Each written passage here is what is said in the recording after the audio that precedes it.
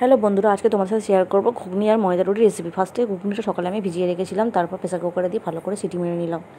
এবার আলুগুলো ভালো করে চৌকো চৌকো করে ছোটো ছোটো করে কেটে নিলাম, তারপর পেঁয়াজ কেটে নিলাম, তারপর আদা কেটে নিলাম, তারপর রসুন ছাড়িয়ে নিলাম। আর মিক্সিতে আদা পেঁয়াজ রসুন দিয়ে দিলাম। তোমরা চাইলে টমেটো দিতে পারো, আমার কাছে টমেটো অ্যাভেলেবেল ছিল না, তাই আমি দিলাম না। মিক্সিতে ভালো করে পেস্ট করে নিলাম। নেওয়ার পরে গ্যাসের উপর একটা কড়া বসিয়ে দিলাম। কড়াটা একটু গরম হয়ে গেলে সরষের তেল দিয়ে দিলাম। সরষের তেলের উপরে লঙ্কা তেজপাতা দিয়ে দিলাম। খুব একটা বেশি রিচ করবো না, যেহেতু বাচ্চারা খাবে। তারপর করে রাখা মশলাগুলো দিয়ে দিলাম, দিয়ে ভালো করে নাড়িয়ে চাড়িয়ে মশলা দিয়ে তারপরে কেটে রাখা আলুগুলো দিয়ে দিলাম। আলুগুলো দেওয়ার পরে ভালো করে কষে নিলাম। তারপর মটরগুলোও দিয়ে দিলাম।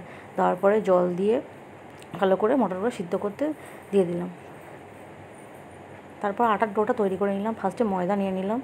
ময়দা নেওয়ার পরে তাতে নুন নিয়ে ভালো করে ময়দাটাকে মিশিয়ে নিয়ে তারপরে তাতে জল দিয়ে একটু একটু করে মেখে নিলাম।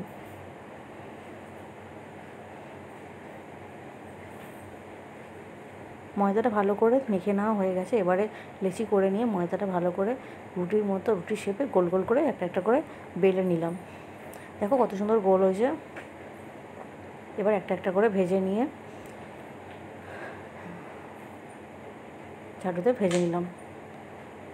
এদিকে আমার ঘুগনিটা প্রায় রেডি হয়ে গেছে। ঘুগনি রেডি হওয়ার সময় তখন লাস্টে আমি একটুখানি জিরের গুঁড়ো দিয়ে দিয়েছিলাম, সেটা স্কিপ করে গেছে। এবার দেখো, এবার ঘুগনিটা পুরো একদম রেডি। এবার গরম মশলা দিয়ে ঘুগনিটা নামিয়ে ফেললাম। একদম রেডি রুটি আর গরম গরম ঘুগনি। কে কে খাবে চলে আসো, টাটা।